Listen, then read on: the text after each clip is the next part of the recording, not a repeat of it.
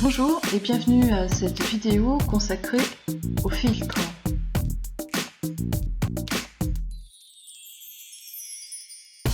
Pour regarder ce tutoriel, il est nécessaire d'avoir déjà visionné celle qui concerne la recherche et les options de recherche parce qu'effectivement la création de filtres repose sur les résultats que vous obtenez d'une recherche que vous avez lancée.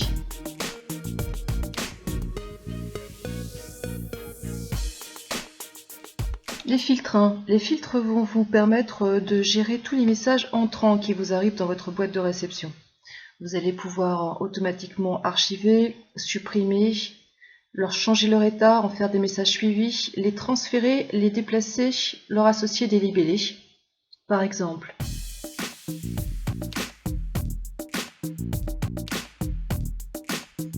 pour créer un filtre sur une recherche, vous avez deux entrées en matière de possibles. La toute première, vous avez un message qui correspond bien au résultat d'une recherche sur lequel vous souhaitez automatiser une action, créer un filtre. Vous le sélectionnez en cliquant sur le petit carré ici à gauche. Vous vous déplacez sur le petit bouton plus là-haut et vous avez une option filtrer les messages similaires. Quand vous cliquez sur cette option, il va vous proposer la recherche correspondante à ce résultat, autrement dit de rechercher tous les messages qui vous proviennent de Yann. La deuxième méthode consiste donc tout simplement à créer cette recherche par vous-même sans passer par cette présélection, autrement dit de demander tous les messages. Je vais prendre une autre amie qui me proviennent donc de Myrtille. Je ne vais pas lancer la recherche, je vais créer un filtre à partir de cette recherche. Et voici toutes les options, les actions qui vont m'être possibles. Je peux retourner à tout moment sur mes options de recherche pour les affiner. Très importante l'option complètement en bas, soit j'appliquerai ce filtre au nouveau message, soit je souhaite l'appliquer aux messages qui correspondent déjà au résultat de ce filtre, et donc on voit que j'en ai 3. Je vais cocher l'option. Ensuite, toutes les actions possibles.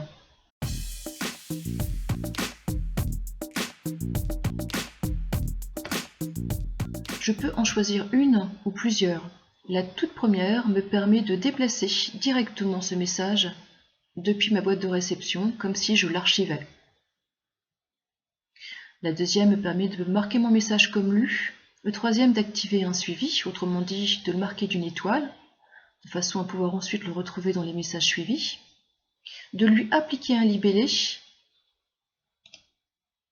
un de ceux que j'ai déjà pu créer, ou un nouveau libellé. Je peux transférer ce message sur une autre adresse, il me suffira donc de l'enregistrer ici. Je peux le supprimer directement, soit déplacer ce message dans ma corbeille où vous savez qu'il sera conservé 30 jours avant d'être supprimé définitivement. Je peux choisir que ce message qui arrive spontanément dans mon dossier spam n'y soit plus.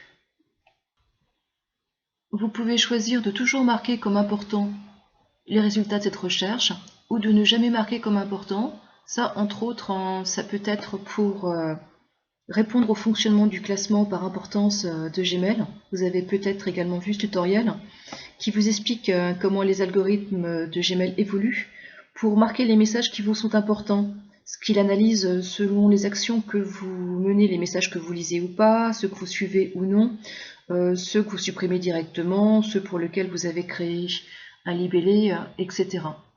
Vous pouvez associer donc une catégorie, comme vous le savez, ça répond aux onglets que vous pouvez ouvrir ou non dans votre boîte de réception et qui correspondent eux aussi à un classement automatisé qui répond à des algorithmes qu'a mis au point Gmail pour un préclassement, le préclassement de vos emails qui vous arrivent.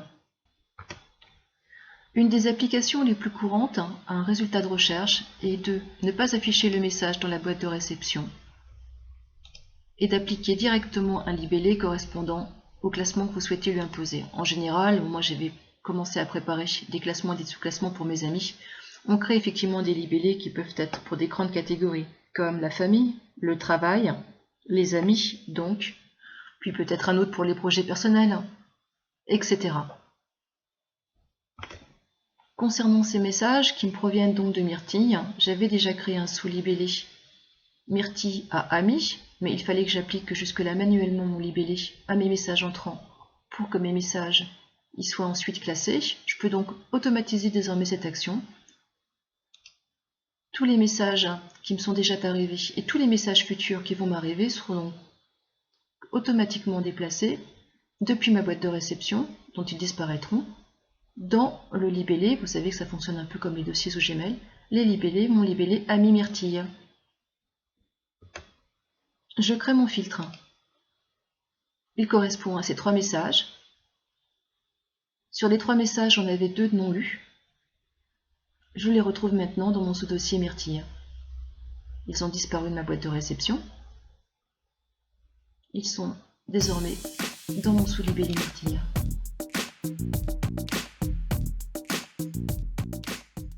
Vous allez peut-être créer beaucoup de libellés et de sous-libellés pour automatiser, préclasser ainsi de plus en plus l'ensemble de messages qui vous arrivent dans votre boîte de réception. Je vous rappelle que vous avez une option dans les paramètres, vous y accédez en cliquant sur la roue dentelée paramètres, dans l'onglet correspondant aux libellés et aux libellés que vous avez vous-même créés, vous avez toujours la possibilité de les afficher uniquement s'ils contiennent des messages non lus.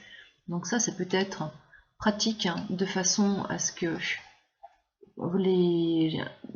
les libellés n'apparaissent dans le menu gauche que lorsqu'ils contiennent des messages que vous n'avez pas encore lus. C'est également ici dans les paramètres que vous allez pouvoir gérer vos filtres. Vous avez ici un onglet filtre et adresse bouclée. J'ai créé pour l'instant un seul unique filtre qui est basé sur les mails qui me proviennent de Myrtille. Je peux exporter ce filtre si je le souhaite dans un autre compte de messagerie pour le réutiliser, le supprimer, le modifier, le supprimer. Si je le modifie, je réaccède à ma boîte de recherche et ensuite sur continuer, je peux modifier les options que j'avais sélectionnées pour ce filtre.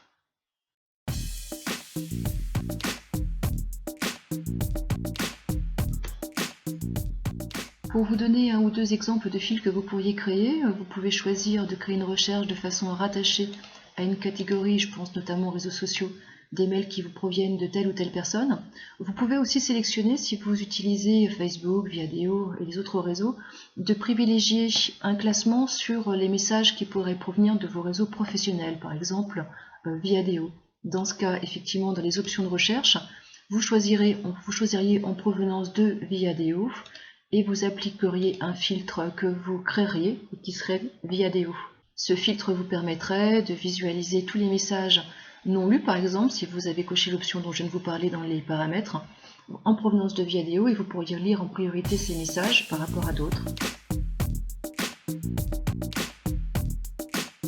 Un autre exemple, vous pourriez choisir de placer toutes vos photos dans un même endroit, de créer un libellé photo. Donc pour ça, il suffirait de faire la recherche suivante. Voilà, donc cette recherche concerne les pièces jointes, as attachment. Entre parenthèses, j'ai mis toutes les extensions qui me venaient à l'esprit qui correspondent à des photos ou à des images que j'ai séparées avec ce petit symbole que vous tapez en faisant Alt et la touche 6 de votre clavier. Ce qui équivaut donc à déclarer contient les mots, toutes les extensions en question avec le séparateur dans les pièces jointes. Je crée un filtre à partir de cette recherche. Il n'aime pas trop les caractères spéciaux, mais là je lui dis OK. Je vois que ce filtre correspond à 2 conversations déjà existantes. Je vais déplacer les messages correspondants dans le libellé que je vais créer. Nouveau libellé photo-image.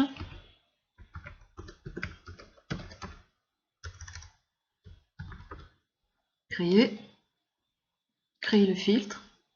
Voilà, je vois que j'ai 2 messages qui se sont déplacés dans photo-image, 2 messages non lus. Si je clique dessus, je vais retrouver les 2 messages de Google et je vois qu'en pièce jointe ici j'ai une image en PNG et ici une autre image en PNG. Voici pour ce tutoriel de présentation sur l'utilisation et la création des filtres.